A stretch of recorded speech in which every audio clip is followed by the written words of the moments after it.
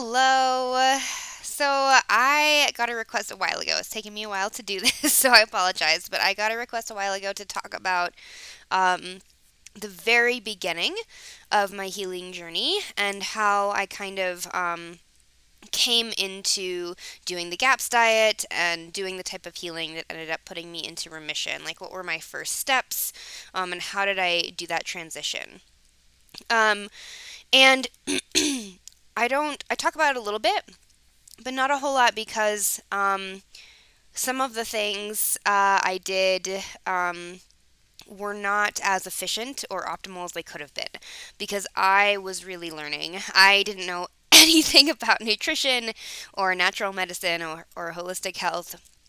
I came from the mental health field. I was doing trauma work with people, so I had a basic understanding of the nervous system and things like that. But in terms of how that connected to more physiological processes, I really didn't know much at all. So it was kind of a crash course and a steep learning curve for me. And I ended up finding some amazing mentors along the way, which I've talked about, that really helped me in my journey.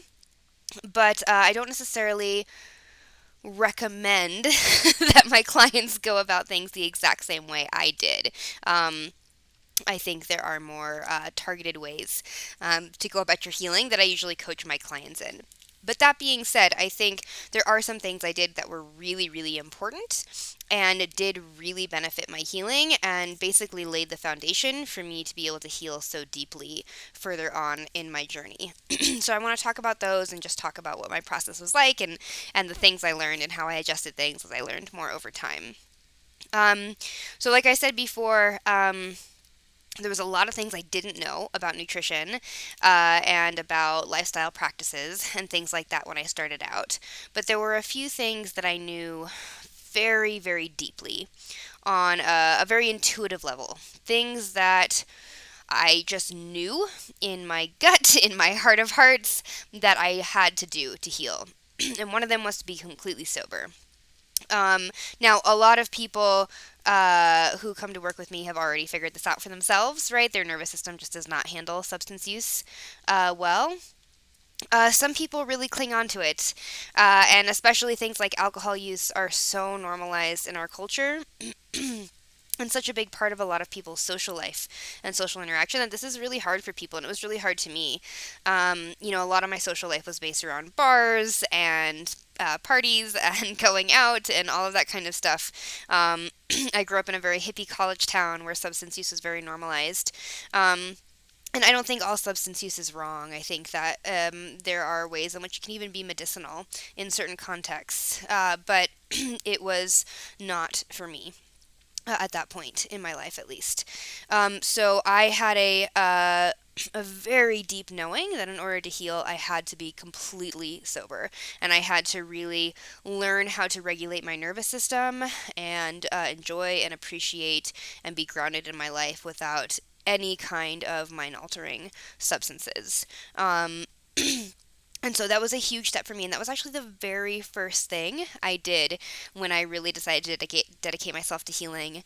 I was out with a friend, and I got a soda instead of a beer. And I know that seems kind of funny because, obviously I ended up completely cutting processed food and sugar out of my diet, but I was still kind of figuring out what I was going to do to heal, and it seemed like a really positive step for me to get a soda instead of an alcoholic drink, and that was like a big milestone for me, and the very first thing I decided to eliminate out of my diet and lifestyle. So getting sober was a huge piece for me, and I stayed completely sober for years, and still I have never gone back to drinking and really other substance use. Uh, it's just my entire nervous system really shifted through my healing process, and it just no longer appeals to me at all. So I could if I wanted to, but I just don't want to. Um, the other thing I realized, and this was the second piece, is that as I was starting to realize how much refined carbohydrates and sugar was affecting my health, the more I started learning about at least like the basics of nutrition and diet, I realized that my sugar cravings and my sweet tooth were going to be a huge obstacle to my healing. Even some of the more mainstream alternative health. It's like the first step is you cut out sugar, right? And so when you're trying to heal. And so that was very clear to me that I need to do that. And while I recognize that there were sweet substitutes, right, there are things like chicory root and stevia and monk fruit and like all of those zero sugar sweeteners. Um, I realized that for me, the sugar and the sweet was really an addiction. On a very, very deep level, both physiological but also psychological. And so I made the decision to completely cut the sweet flavor out of my diet. The only thing that I left for a while was fruit. And then even that I ended up cutting out for quite some time as I went into gaps.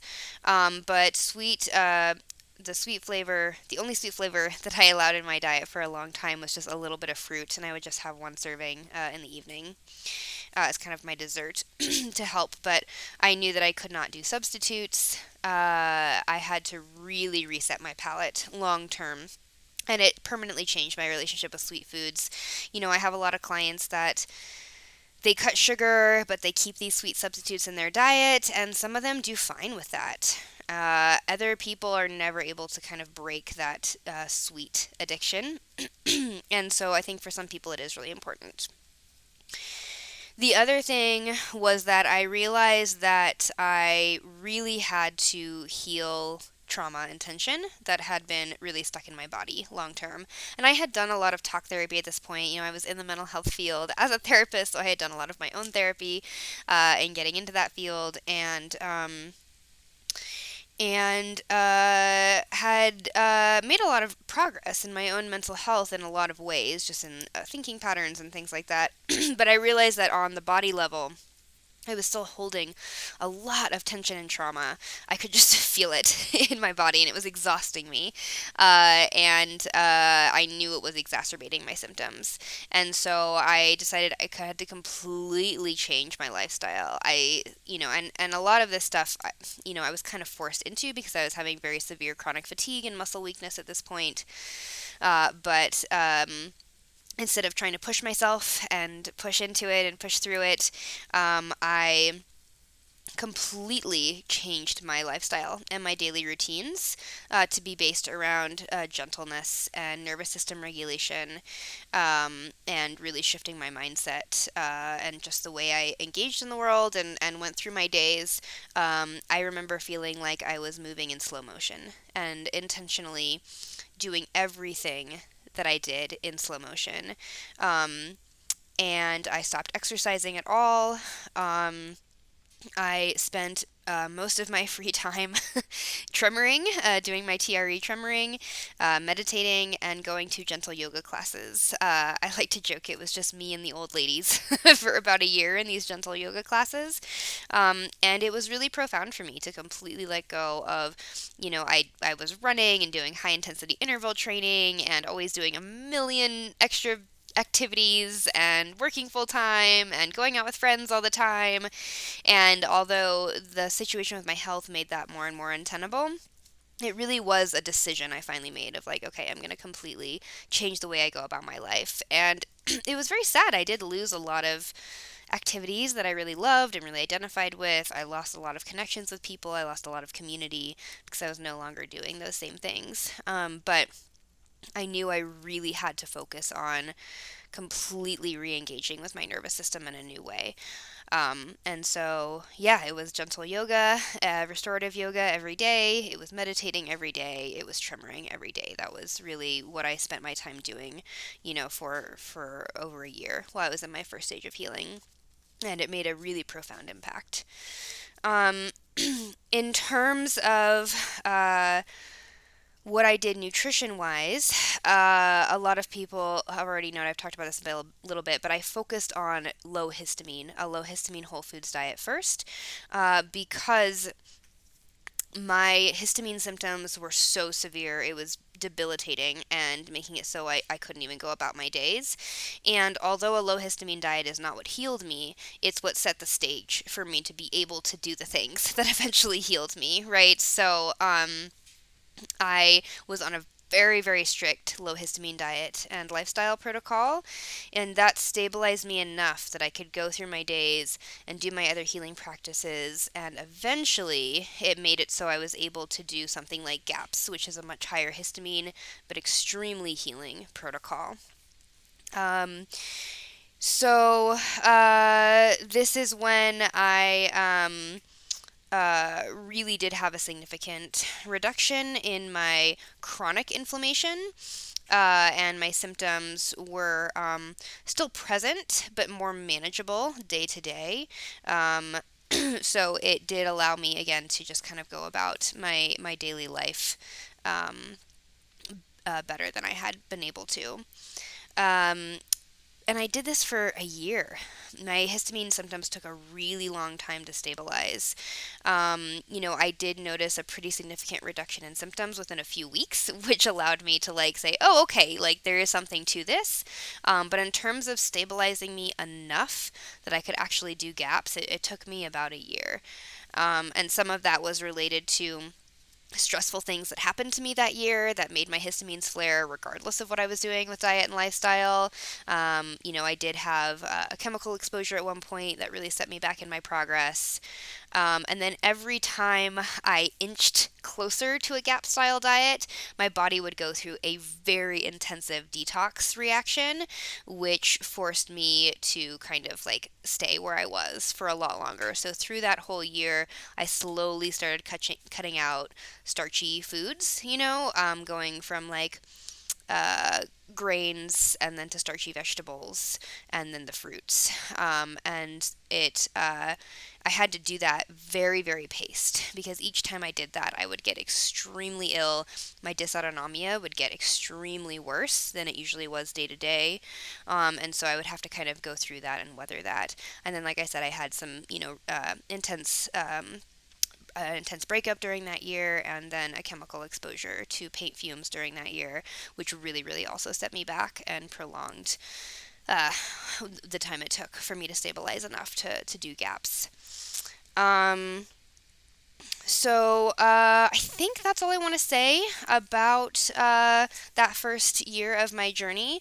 There were some things that I just intuitively knew I really had to do. That was get sober, reset my sweet tooth, and completely reset my lifestyle around nervous system healing, and really embracing a very slow and gentle and healing lifestyle.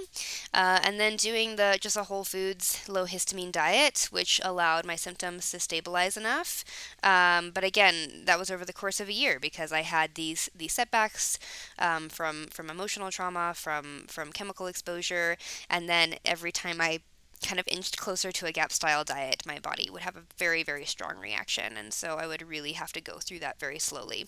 So, this is all to say that healing is a process, that it is multi layered, that there are a lot of steps, and that while I think I could have gone into it more optimally from what I know now, there are some things I definitely would have done differently. It's going to be a long process no matter what. It's going to be an intensive process, a halting process, a 2 steps forward, 1 step back kind of process, and that is unavoidable. But there are certain foundational things that are going to allow your healing to unfold um, more optimally in years to come, that are very important to lay the foundation with, and you only know what those things are, right? You know in your heart of hearts what you really need to change in your life to heal, and so listen to that, go with that, and the rest is really the nuance. And while nuance can be important, it's really those primary first steps that you need to do, that you really need to focus on. Okay, so I hope this video was helpful. Let me know if you have any other requests for videos I can do.